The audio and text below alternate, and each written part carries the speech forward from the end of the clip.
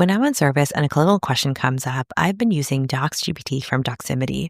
What I really appreciate is that it's built for people who really get our workflow. It's developed by practicing physicians and have designed an output that I really love, right? It has the bottom line up front, then bullet points and tables underneath if you want more detail. So no digging, no scrolling.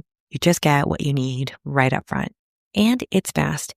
They really work to make sure the output is there within seconds, which matters when you're in between patients or about to walk into a room.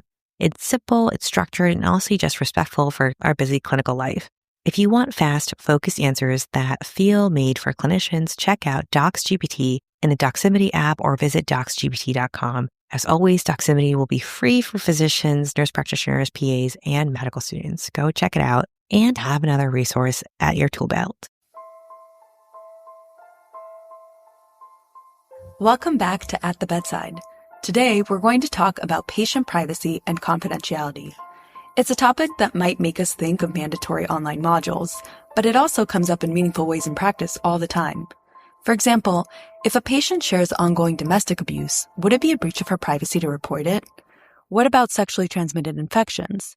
And what if I took care of a patient with a really interesting presentation a few months ago, and I want to see how he's doing and to continue learning from his clinical course? Considerations around privacy and confidentiality have big ethical, legal, and practical implications in how we approach not only patients and their personal information, but also medical education, research, and public health concerns. So let's jump in. I'm Tamar. I trained as an internal medicine physician and am now a bioethics researcher. And I'm Jaffer Almondry, a medical oncologist at Nova Shore Cancer Institute near Washington, D.C., and assistant professor of medical education at University of Virginia School of Medicine. And I'm Margot, a hospitalist at Harborview Medical Center in Seattle, and an assistant professor of clinical practice at the University of Washington School of Medicine. We're lucky to have two expert guests with us today. The first is Dr. Joel Guiderman. I'm the co-chair of the emergency department at Cedars-Sinai Medical Center in Los Angeles. I've been in my position as co-chair for 31 years now, and I've been at the hospital since 1979, which is a long time. And I've served on the ethics committee of the hospital, as well as our college, the American College of Emergency Physicians. Dr. Guiderman has written extensively about this topic, and we asked him how he got interested in it. At least part of it, I think, comes from my background as being the child of Holocaust survivors. You know, the physicians violated almost every code they could think of during that period of time, and were highly complicit in crimes against humanity. So I kind of became interested in a little bit that way. We'll also hear from Dr. Gregory Brisson. I'm an internist at Northwestern Hospital in Chicago. For half of my job, I see patients in the office, and in the other half of my job, I spend my time teaching medical students and writing about medicine. And I'm also a member of the hospital ethics committee, which is at the intersection of these different roles that brought this issue to my attention. He told us about a particular experience that made him think about how medical students can balance patient privacy and confidentiality with their need to learn. It was some years ago that I heard a group of third-year medical students out in the hallway after class. And one of the students was talking about the way he tracked former patients in the EHR and how he found it a helpful way to follow up on them. But one of the students in the group challenged him. He said that tracking former patients violated HIPAA because the student was no longer part of the team that was caring for the patient. Well, this first student responded that he had a right to do this for his education and said that it was expected of students. And then this group got into an animated discussion. And after a few minutes without reaching a conclusion, they turned to me and they said, Dr. Brisson, what's the right answer? Is it okay to track patients in the EHR for educational purposes? Well, I had no idea. Even though I was wearing the long white coat, I didn't know the answer to this. So I did what teachers typically do when they don't know the answer. I acknowledged that it was a great question and suggested that we all read it on it. When we explored the topic, we found there was little guidance in the literature. So Dr. Brisson and his students decided to do some research and publish on the topic themselves. And we'll get back to their interesting findings and solutions in the second half of the episode. But first, let's start by defining privacy and confidentiality. Where do they overlap and how do they differ? And why do we even care about them? Confidentiality is an ancient principle in medicine. They're well known to both physicians and patients. And it can be defined simply as the commitment of the physician to protect information about the patient. And that's important because the doctor-patient relationship is based on trust. Patients need to be able to trust that their doctors will protect the information, that private information that they share in confidence, or they may not seek care. And so, in that respect, the principle of confidentiality really enshrines the trust that's at the foundation of the doctor-patient relationship. Privacy, in contrast, is a more modern principle in medicine, and it can be defined as a person's ability to protect information about themselves. And even if patients trust their doctors not to share health information, there are some things that are sensitive or personal that patients may not want their doctors to know, and they have the right not to disclose that. Privacy is assumed as part of the guarantee of patient autonomy. Certainly, if there isn't that trust that doctors will maintain that confidentiality, then patients are more likely to protect their own privacy. So these responsibilities are rooted in the need to respect patients' autonomy and to maintain the trust in the clinician-patient relationship that's crucial to providing good care. I think it really stems from our respect for the moral worth of a person and for their dignity. And so at its core, that's what it's about, is that a patient has moral worth because of their personhood, and that should be respected, whether it's physical privacy or informational privacy. That should be under their control. Now I'll hand it over to Jaffer. He's first going to review some of the major guidelines and prominent laws relevant here. We'll then move to considering a few important cases where we may ethically limit how we protect patient privacy and confidentiality for the safety of other individuals or the general public. And finally, we'll circle back to our discussion with Dr. Brisson about how he explored this issue with his medical students.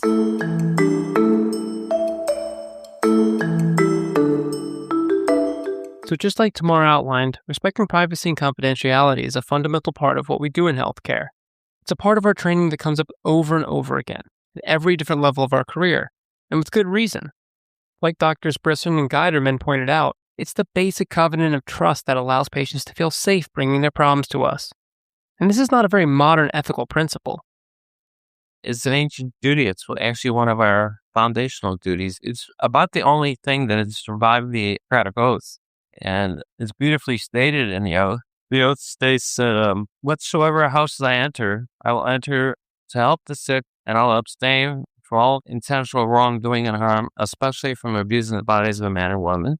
And whatever I shall see or hear in the course of my profession, as well as outside my profession, should not be published abroad. I will never divulge holding such things to be holy secrets. And it's a beautiful phrase, and it really does invoke almost a holy duty. And Hippocrates referenced going into a patient's house. And the truth is, when you have an interaction with a patient, it's as if you're going into their house, because they're laying into the most private parts of their lives. And it's necessary in order for us to do our job correctly, and as well as to make the patients feel comfortable and be able to disclose things to us. Okay, historical references aside, I want to jump ahead to the modern era and take some time here to go over the relevant guidelines published by a couple of our biggest governing bodies in medicine. First, we'll talk about ethics, and for that, we'll look at the AMA guidelines. So the AMA defines 4 main parts of privacy. First, we have informational privacy.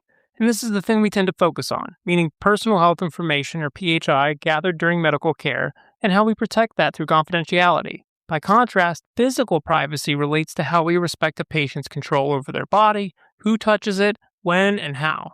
Whereas, decisional privacy means honoring a patient's ability to make personal choices, like those reflecting religious or cultural identities. Finally, associational privacy is defined as a patient's ability to choose among their personal relationships and who they include in their medical care. Now, in terms of how to manage privacy, I'll quote the AMA in saying, quote, "Physicians must seek to protect patient privacy in all settings to the greatest extent possible." So what does that mean? Basically, it breaks down like this. First, if you have to intrude on a patient's privacy, do it as minimally as possible. Second, if their privacy gets breached in a significant way, make sure they know that. And then, if they ask how their privacy is managed, be transparent about it, acknowledging limits in systems and policies. Finally, know that different patients may want different degrees of privacy. Now, in practical terms, and even just thinking about informational privacy here, we do share PHI pretty often. Some of those reasons include coordination with other medical providers, or for billing purposes, and cooperation with legal investigations or reporting laws, stuff we'll get into in some depth here with the next section.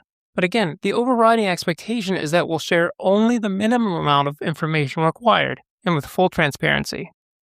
Okay, so that's the AMA Code of Ethics in a nutshell. On the legal side, we have our old friend HIPAA, and what's called the Privacy Rule, which defines, quote, covered entities that have to guard PHI. We've included a link in the show notes to the U.S. Department of Health and Human Services website if you want to jump into the nitty-gritty about the Privacy Rule. But suffice it to say, this is a pretty hefty federal mandate, protected by the Office of Civil Rights. And patients do have a lot of rights in this. They can request a list of any disclosures ever made with their PHI, and now with the advent of the 21st Century Cures Act, HIPAA also allows nearly unlimited patient access to clinician notes written about them in their healthcare records, with room for patients to object and submit requests for amendments to their records and restrict disclosures to certain groups. What we'll get into next are the ethical tensions we wrestle with when privacy and confidentiality comes up against other moral demands, something I'll leave for Margot to open up because, well, this is where it gets much, much harder.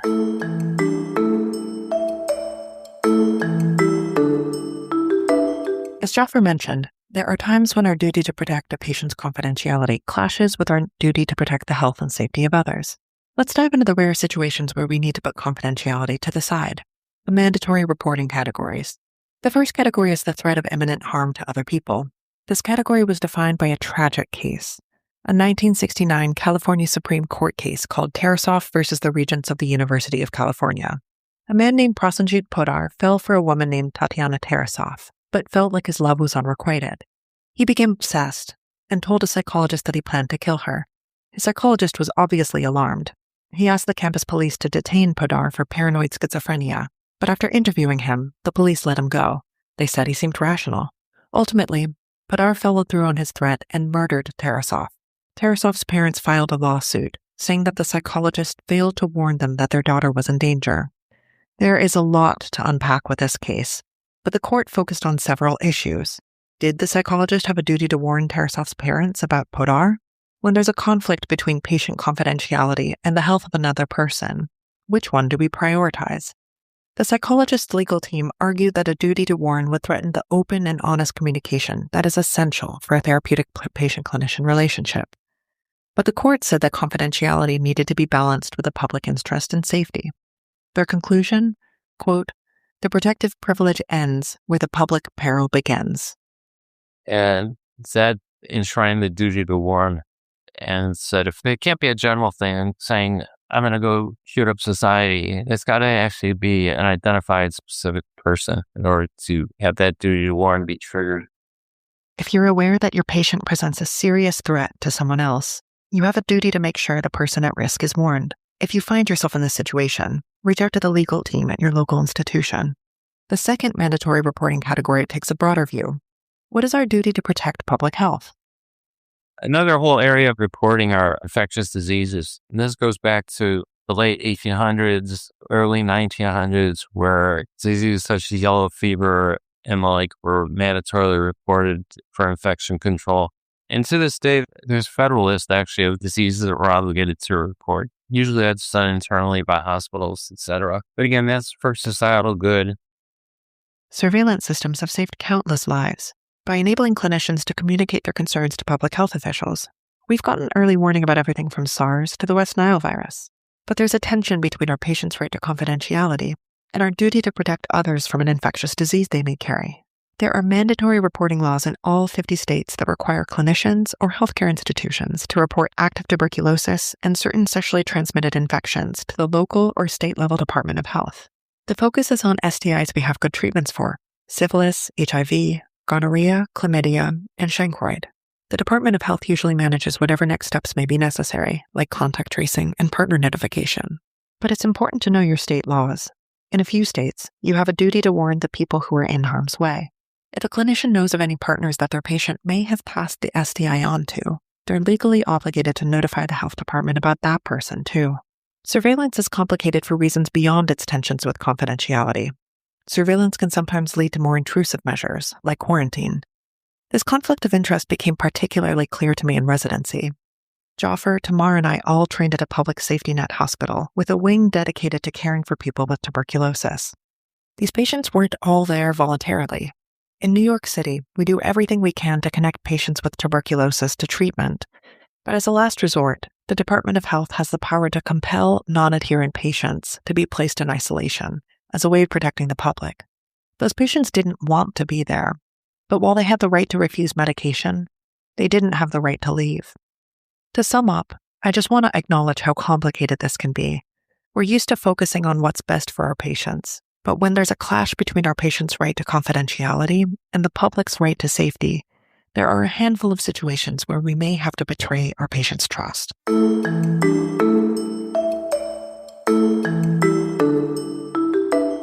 So Margot just outlined some important scenarios where respect for patient privacy runs up against our need to protect others from harm, whether it be from a communicable disease or homicidal intentions. But what happens when we think we've witnessed a harm? How do we respond to cases of suspected abuse? Now, it's probably not surprising to hear that all 50 states have mandatory reporting laws for suspected child abuse, and up to 47 states have laws for reporting suspected elder abuse. And this makes sense. Bringing in the appropriate law enforcement and social services helps extend our care for the patient into the rest of their life. There are similar laws to child abuse that are relatively non-controversial. Elder abuse requires reporting. It's because the elder person oftentimes is dependent on their children or another person for caretaking, and they're unlikely to report for themselves. They may not have capacity even to report. So in those cases where we have a suspicion, we have the duty to report as well in order to protect the elderly. But there's more to this than just beneficence. Reporting also allows us to track how often this is really happening. Building statistics helps build the right kinds of political and legal attention, which then helps build the social resources we need to address it. And so in that sense, breaching confidentiality in cases of abuse serves the overriding ethical principle of justice. It's about asking the bigger questions of how we as a society can prevent such acts of violence and better aid victims, with a special attention to the most vulnerable.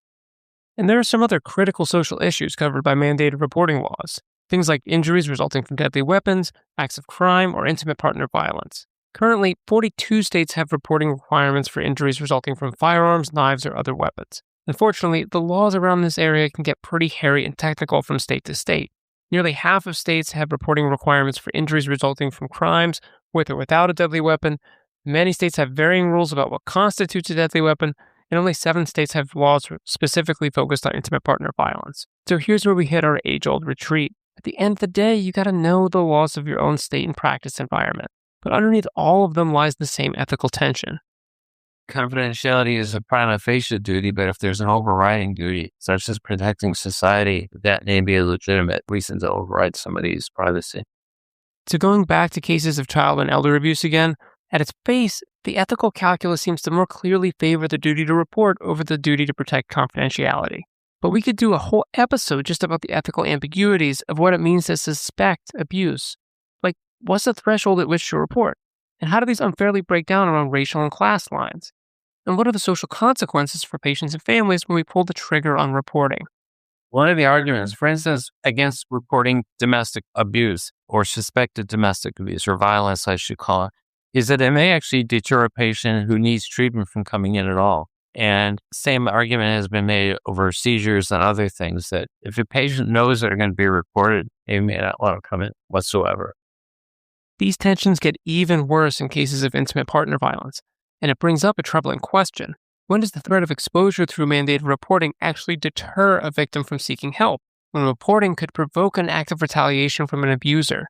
And are we justified in stripping consenting adults of their rights to confidentiality and self-determination?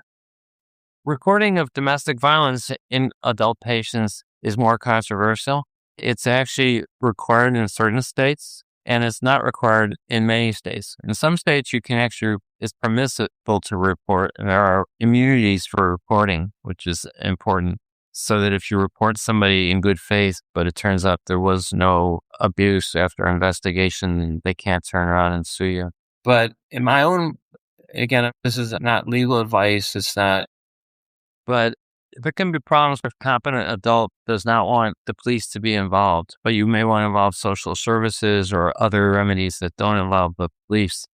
In certain situations, that may be better because all kinds of things can follow on once you have the police involved, including loss of job, up to deportation. There can be all sorts of things, and there may be better ways to solve the problem than involving the police. At the end of the day, we have to ask ourselves about these competing obligations. First to the patient in front of us, but also to this whole legal framework that compels us to act as agents of the state. But fulfilling what the state requires may make us betray our responsibility to care for the person who came to us for help. Without any political commentary, we have to acknowledge that we're living in a new era, where the lines between public and protected spaces, like healthcare facilities, are becoming blurred, and clinicians may be asked to report on matters once considered well outside our purview. Many, many years ago in California, they passed a proposition called Prop 187 that we required physicians to report suspected, what was referred to at the time as illegal aliens. And it was subsequently struck down by the Supreme Court, I believe, or at least one of the courts, and it never went into effect. But I personally would have committed civil disobedience and not reported people because, again, that would only discourage people from coming to the emergency department who may really legitimately care and not be able to seek it for fear of all sorts of other recrimination, including deportation. And again, these things can lead to breakup of families and all sorts of things. So I think it has to be careful consideration of the effects. So my advice would be, in general, I can't sit here and tell people to break a law, and I won't. So I think in general, it's good to follow a law unless you really feel that you have conscientious objection to doing so in cases where you think a law is so morally fraught. Because I said, during the period of the Third Reich in Germany, a lot of the activities that were mandated were considered quote unquote legal, but were highly unethical. And for instance, they had a euthanasia program that was required physicians to report patients who had congenital conditions or other undesirable characteristics. And I believe 400,000 people were killed during a legal euthanasia program in the 30s, during the time when people believed in eugenics and felt that these were traits to be passed along and what were termed lives not worth living. So let me leave it at this and keep it simple. We live in a world of laws and ethics, and the two will not always meet eye to eye. So now that we've gone through mandatory reporting, let's turn to a different aspect of confidentiality. What if you want to use patient information for a lecture or social media post? Some clinicians share educational EKGs, pictures of rashes, or compelling patient stories on social media. Often this is meant to educate, but sometimes it's, let's just say it's an X-ray showing an object stuck in the wrong place. But there's a big temptation now in social media for people posting things, and it's sort of a Wild West where it's unregulated. A lot of institutions have adopted policies, and that's a good way to sort of police that activity.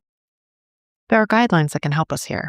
If you're thinking of sharing a patient's story, you need their consent. As for clinical vignettes, remove all potentially identifying information. The useful rule of thumb that many institutions have adopted is a quote, pause before posting, encouraging clinicians to reflect on the post's professionalism and any confidentiality issues before putting it up.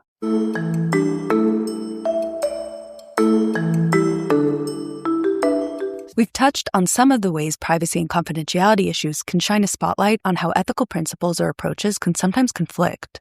There can be tensions between protecting one individual's privacy versus ensuring the safety of another, maintaining a patient's confidentiality versus protecting the general public. In that same vein, we're going to spend the rest of the episode circling back to Dr. Brisson and the research he undertook with a team of medical students who wondered if it's okay to keep tracking a patient in the electronic health record for educational purposes. So one of the students and I decided that we would survey our medical students. We asked our third-year students specifically, after a patient has left your service or you've switched to a new clerkship, do you ever go back and follow up on your former patients in the EHR? And what we found is that 96% of our third-year students had tracked former patients, and 93% said they found this activity beneficial from a learning perspective. This surprised us. In reviewing this topic, we found that many academic medical centers didn't have a policy to address this question. Our hospital didn't. What we found was only a few schools had explicit policies, and they offered widely varying approaches, ranging from permission to prohibition. So what we did is we gathered a group of members from the ethics committee, from the hospital, and from the medical school, and set out to explore the original question, which is it okay to track former patients in the EHR for educational purposes? We framed a ethical conflict as patient privacy versus medical education. Essentially, how do we train exceptional physicians while respecting the privacy rights of our patients? What we did to explore these arguments was to talk to members of, the ethics department, members of our hospital compliance department. We talked with patients to get their perspective. We tried to get a 360-degree view from everyone who's a stakeholder in this question to determine what is the appropriateness of this action. So they started to lay out the specific issues at play in deciding whether tracking patients in the EHR was ethically justifiable. So our first argument in favor of tracking is that it improves training and therefore it benefits society. And we started with the idea that tracking former patients does have potential value because it overcomes those problems with contemporary medical education. Shorter lengths of stay, time-limited clerkships often interrupted trainees' relationship with the patient before the diagnosis is made or treatment is completed. And that limits the learning experience. So our hypothesis with tracking could improve clinical training by enabling longitudinal follow-up. My father was a general surgeon and he never used electronic health records. So when I told him about this process of tracking, he said it made perfect sense to him. And he made an analogy to golf, which was his sport. He said, if you don't check to see where your ball lands, you can convince yourself that your drives always hit the fairway. I thought that was a wise observation. Another aspect of improving training is that cognitive psychology has shown that having an emotional connection to a subject can augment memory formation. And I think that's what happens when you're tracking a patient you've already gotten to know. And so I think we looked at this and said, if we can improve the quality of the physician workforce by enhancing training, that's a compelling argument in favor of tracking. We all benefit. And then there's also historical support for tracking, at least for patient-based learning, which has been valued since the origins of modern medicine. Osler said that, he who studies medicine without books sails an uncharted sea, but he who studies medicine without patients does not go to sea at all. It's hard to argue with Osler, right? At least in medicine, he's our patron saint.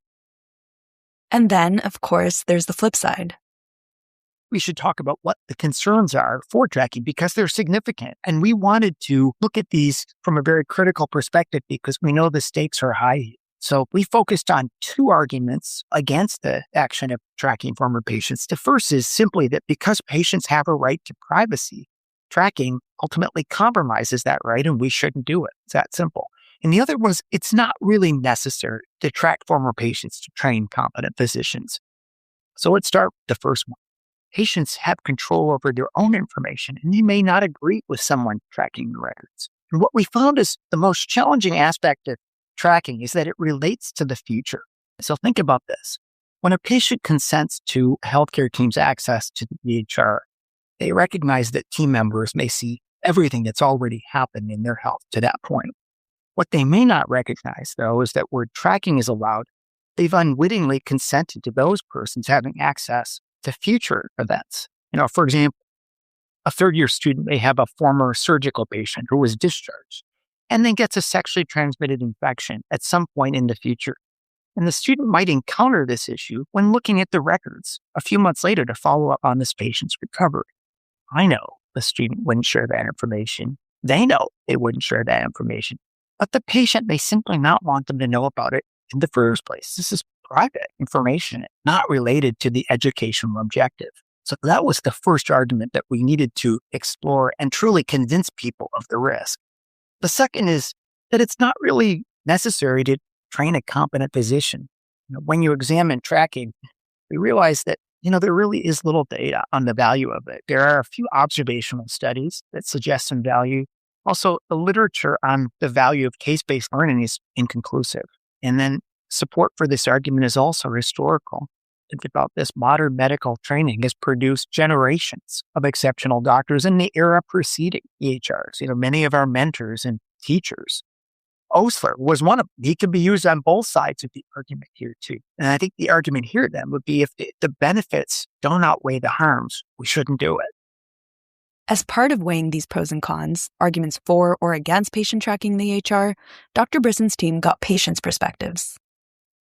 The consensus was not only should students be permitted to track, students should be required to do it. The reasoning was this. They said, we know you're going to train competent physicians, but they said, we want a doctor who will care for the whole patient in their illness, not just the disease. And they intuitively sensed that tracking would help foster that quality by connecting them to the patient.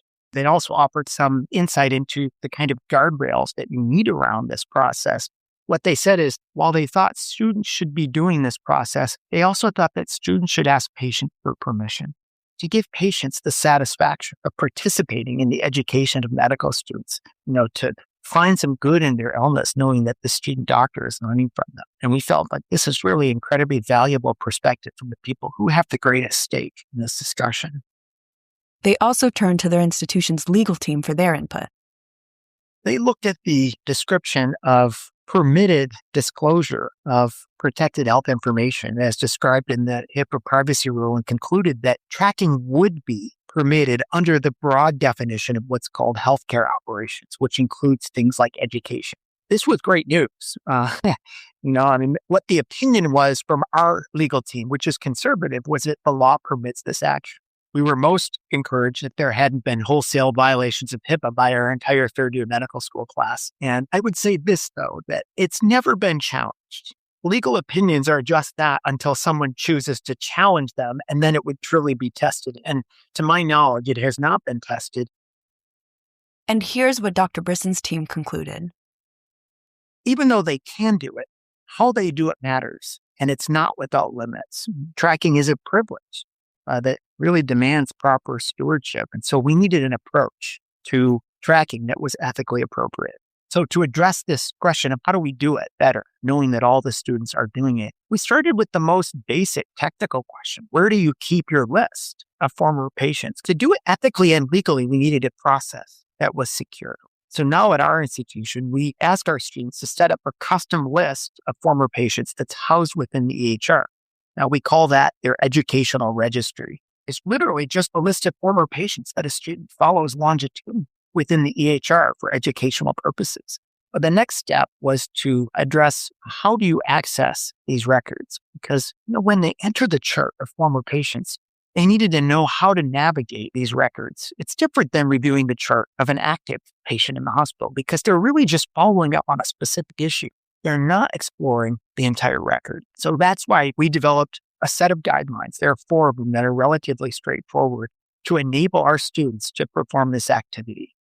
The records of former patients need to be treated with the same privacy and confidentiality as the records of active patients. So you don't print a list of patients from your registry and leave it in the cafeteria, or don't wander away from the computer with your registry up on the screen.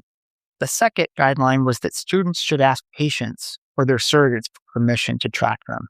And on this guideline, we agreed strongly with the patients. Permission really eliminates that absolute choice between education and privacy. And more than that, it emphasizes for the student their ethical duty to the patient and gives them firsthand experience managing an ethical issue.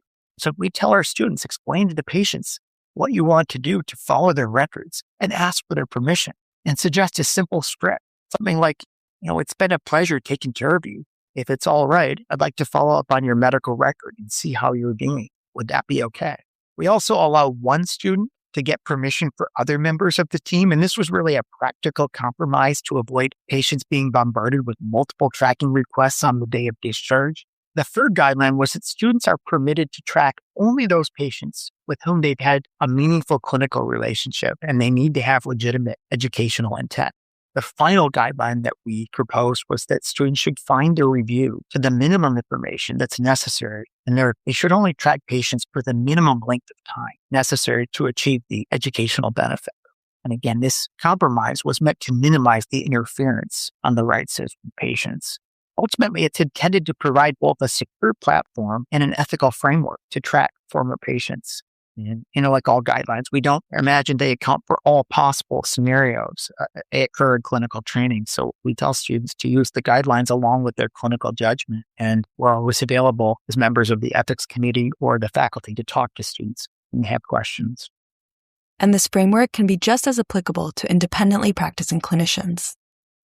I think a physician who's been properly trained on the ethical issues related to the conflict between training or education versus patient privacy should feel confident to be able to track former patients. And you can imagine that there are certain specialties where that may be more likely to happen than others. For example, I'm an internist.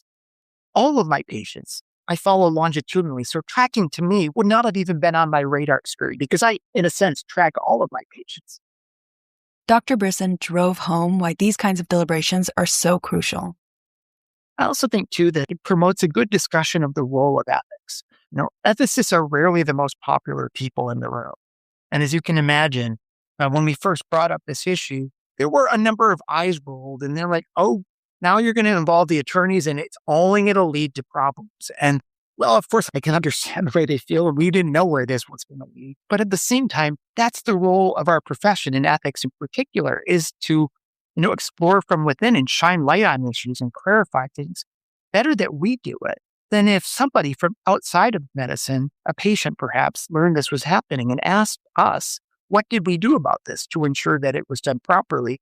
And we wouldn't have a proper response. So I think it's a wonderful learning tool about the importance of self-regulation and the value of ethics.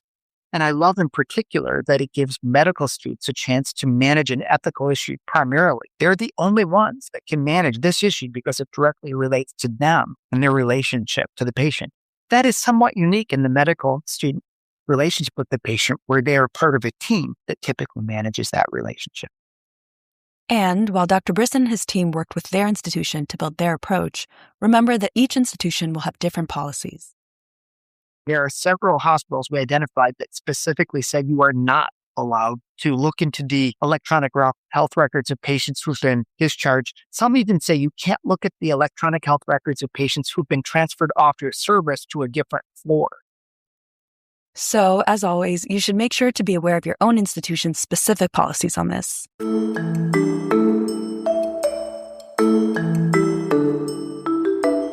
To wrap up, privacy and confidentiality concerns are a part of everyday clinical practice. And knowing how to proceed when tricky issues arise can sometimes be difficult.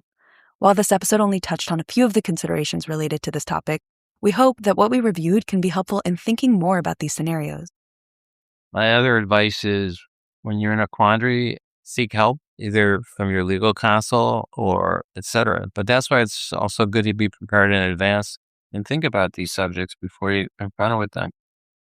You should always be familiar with your local laws and, as Dr. Guiderman said, turn to additional resources at your institution for necessary support. Ultimately, while we sometimes don't think through issues of privacy and confidentiality explicitly, they're another important layer for trainees and clinicians to consider in providing holistic care.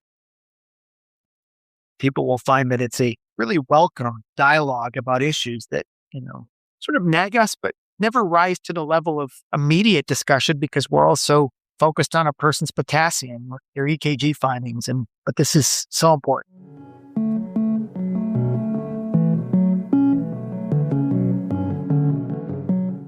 Thanks for tuning in. We know these topics can stir up more questions than answers, and we look forward to hearing more about your experiences with privacy and confidentiality.